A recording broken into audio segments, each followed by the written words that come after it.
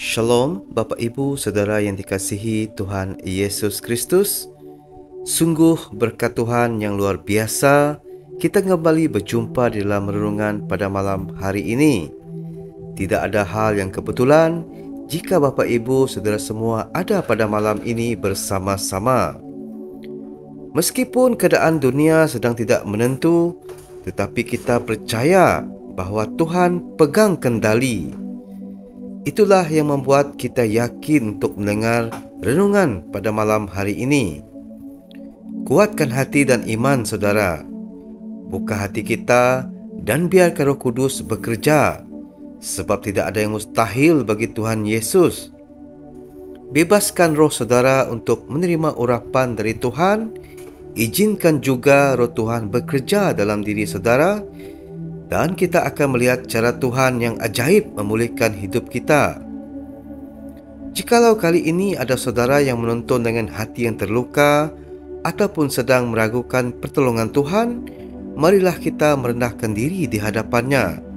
Sebab tangan Tuhan tidak pernah kurang panjang untuk menolong dan telinganya tidak kurang peka untuk mendengar keluhan kita. Jadi pada malam ini, kita siapkan hati untuk mendengarkan firman Tuhan. Mari Bapak Ibu Saudara yang dikasihi, judul renungan kita pada malam hari ini adalah dosa yang tidak diampuni oleh Allah dan dosa yang mematikan. Bapak Ibu Saudara yang dikasihi Tuhan, Tuhan Yesus telah menebus seluruh dosa orang yang percaya padanya dengan mati di kayu salib. Pada dasarnya, ia memberi keselamatan bagi umatnya. Menurut Alkitab, ternyata ada dosa yang tidak dapat diampuni oleh Allah. Dosa ini terjadi ketika manusia tak lagi membuka hatinya untuk Tuhan, alias mengeraskan hati dan memberontak. Apakah dosa itu? Yang pertama, dosa menghujat Roh Kudus. Matius pasal 12 ayat yang ke-31 sampai 32. Sebab itu aku berkata kepadamu, segala dosa dan hujat manusia akan diampuni, tetapi hujat terhadap Roh Kudus tidak akan diampuni. Apabila seorang mengucapkan sesuatu menentang anak manusia, ia akan diampuni. Tetapi jika ia menentang Roh Kudus, ia tidak akan diampuni. Di dunia ini tidak, dan di dunia yang akan datang pun tidak. Markus pasal yang ketiga ayat ke-29 sampai 30. Tetapi apabila seorang menghujat Roh Kudus, ia tidak mendapat ampun selama-lamanya, melainkan bersalah kerana berbuat dosa kekal. Ia berkata demikian kerana mereka katakan bahawa ia kerasukan roh jahat. Bapak Ibu Saudara yang dikasihi Tuhan, ucapan Yesus dalam Injil di atas tertuju pada orang Farisi.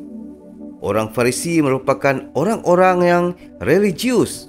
Mereka tahu tentang kitab suci dan Roh Kudus, namun tidak mengimani dan melakukannya.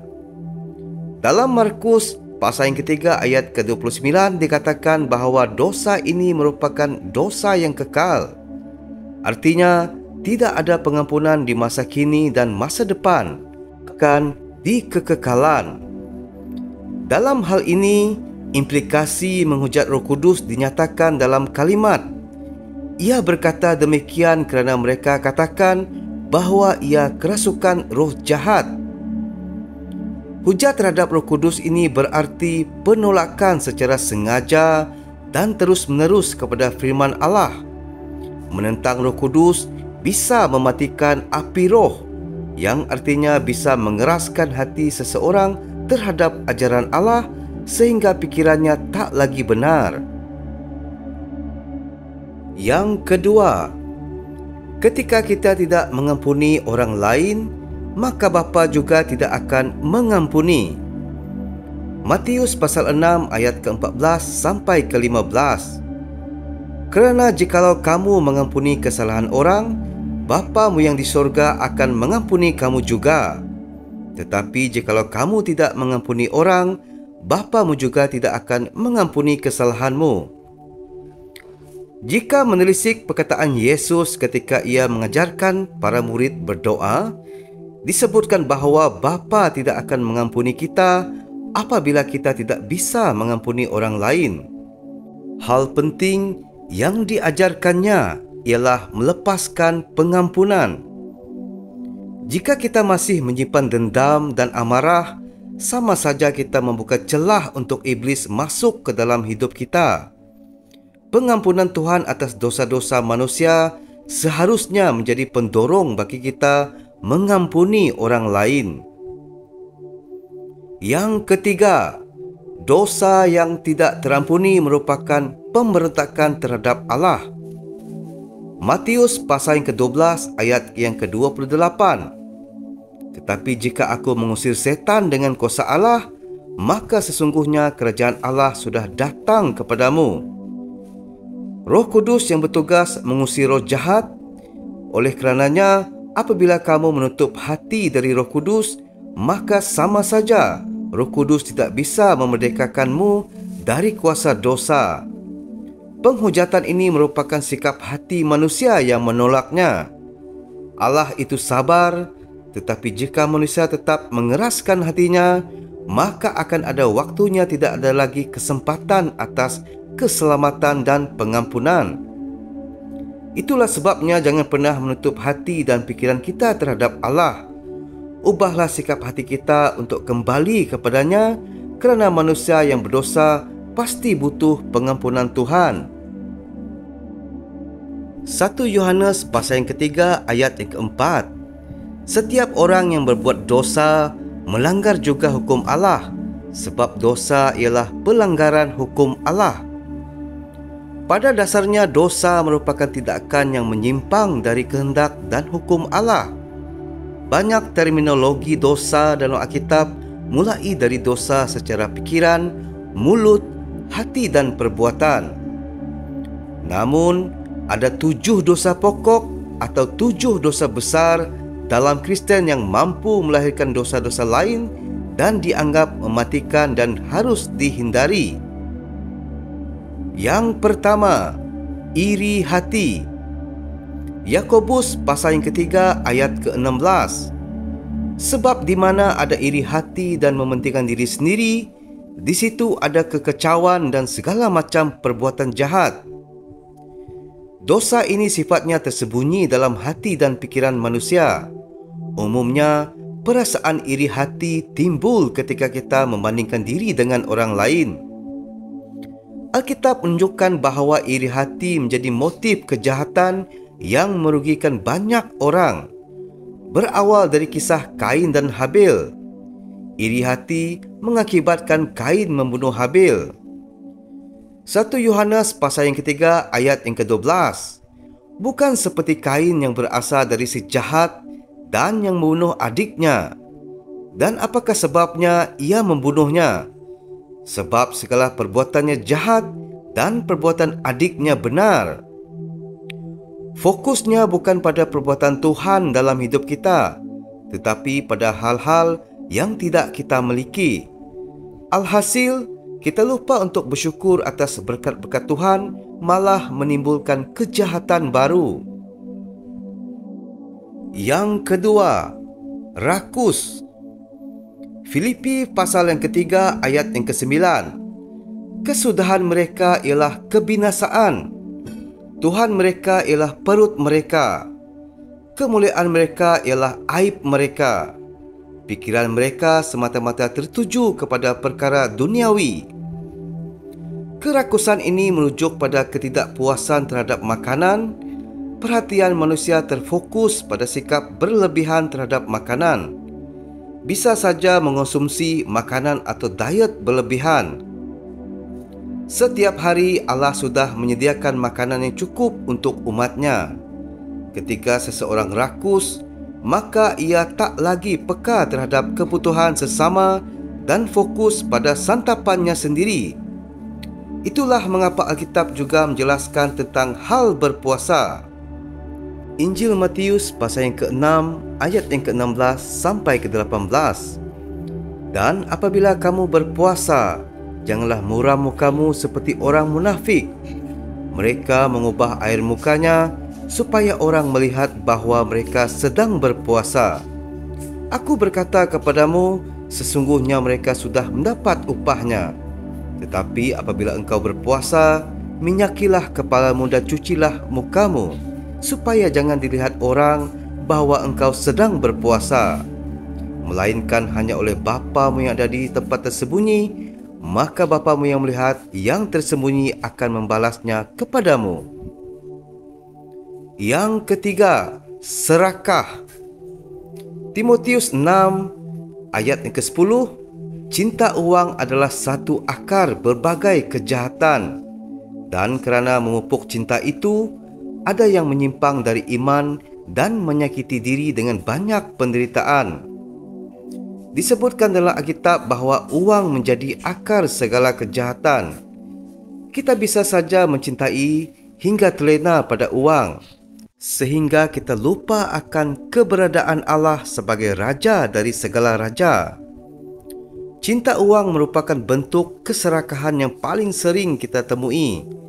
Alih-alih cukup, manusia berhasrat memiliki suatu hal berlebihan.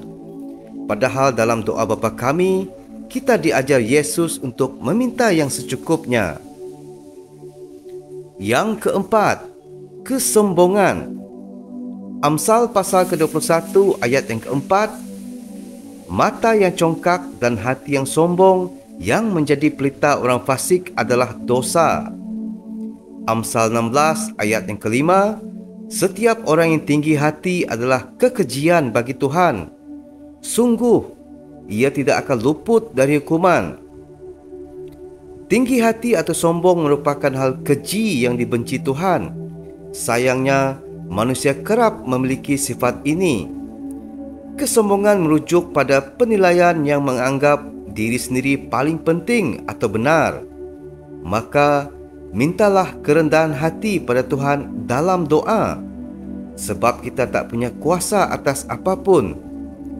Dengan rendah hati, kita semakin dibentuk untuk mengandalkan Tuhan dalam setiap aspek hidup ini. Yang kelima, hawa nafsu. Kolose 3 ayat yang kelima, kerana itu matikanlah dalam dirimu segala sesuatu yang duniawi, iaitu percabulan, kenajisan, hawa nafsu, nafsu jahat dan juga keserakahan, yang sama dengan penyembahan berhala. Segala hal yang bersifat duniawi itu jauh dari kekudusan yang diinginkan Allah, bukan mendatangkan kebaikan. Perbuatan daging seperti ini menjerumus kita untuk melakukan kejahatan yang lain. Misalnya, untuk bisa mengendalikan diri dari hawa nafsu tidak mudah. Mintalah hikmat dan pimpinan Tuhan sepanjang waktu agar kita bisa mengendalikan diri dari nafsu duniawi. Yang keenam, kemalasan. Efesus 5 ayat ke-15 sampai 17. Karena itu perhatikanlah dengan saksama bagaimana kamu hidup. Janganlah seperti orang bebal, tetapi seperti orang arif, dan pergunakanlah waktu yang ada, karena hari-hari ini adalah jahat. Sebab itu janganlah kamu bodoh, tetapi usahakanlah supaya kamu mengerti kehendak Tuhan. Berbeda dengan kerakusan, keserakahan maupun hawa nafsu, justru kemalasan ini merujuk pada keengganan manusia. Malas merupakan kondisi manusia tidak memiliki hasrat untuk memanfaatkan waktu dalam hidupnya. Hidup manusia merupakan kairos, iaitu kesempatan atau pemberian dari Allah. Jangan sia-siakan waktu yang sudah Tuhan beri untuk suatu hal yang sifatnya sia-sia. Yang ketujuh, amarah. Mazmur 37 ayat ke-8. Berhentilah marah dan tinggalkanlah panas hati itu. Jangan marah, itu hanya membawa kepada kejahatan. Efesus 4 ayat ke-26. Apabila kamu menjadi marah, janganlah kamu berbuat dosa. Janganlah matahari terbenam sebelum padam amarahmu. Bapak, Ibu, Saudara yang dikasihi Tuhan, sesungguhnya kita gak bisa lepas dari perasaan ini. Oleh sebab itu dalam Efesus pasal yang keempat ayat ke-26, apabila kamu menjadi marah, janganlah kamu berbuat dosa. Janganlah matahari terbenam sebelum padam amarahmu. Rasul Paulus mengingatkan kita untuk tidak berbuat dosa ketika amarah melanda. Apabila kamu marah, pikiran dan hati itu gak bisa menyatu atau sinkron. Akibatnya, kita bisa melakukan hal-hal yang tidak dikehendaki oleh Tuhan. Belajarlah untuk memendam amarahmu. Peganglah firman Tuhan tersebut. Bapak, Ibu, Saudara yang dikasihi Tuhan, coba kendali 7 dosa besar atau 7 dosa dalam Kristen yang mematikan ini. Jangan lupa meminta hikmat dari Tuhan agar kita bisa hidup sesuai dengan kehendak-Nya. Bapak, Ibu, Saudara yang dikasihi Tuhan, mari kita tutup dengan doa. Tuhan yang Maha Kuasa, kami bersyukur atas kehadiran-Mu dalam ibadah ini. Kami berterima kasih karena Engkau telah memampukan kami untuk mengalami kehadiran-Mu dan mendengarkan firman-Mu. Kami memohon ampun atas segala dosa dan kesalahan yang telah kami lakukan selama ibadah ini. Semoga Roh-Mu yang kudus terus memimpin dan membimbing kami dalam hidup ini. Kami memohon berkat-Mu atas keluarga, saudara-saudara kami, serta atas negara dan bangsa kami. Kami memohon kekuatan dari-Mu untuk dapat menerapkan firman-Mu dalam kehidupan sehari-hari kami. Kami meminta pelindungan-Mu atas kami dan kami berdoa semoga Engkau memberkati kami dalam segala hal. Terima kasih Bapa, di dalam nama Tuhan Yesus Kristus, Tuhan dan Juru Selamat, kami berdoa dan mengucap syukur. Haleluya. Amin.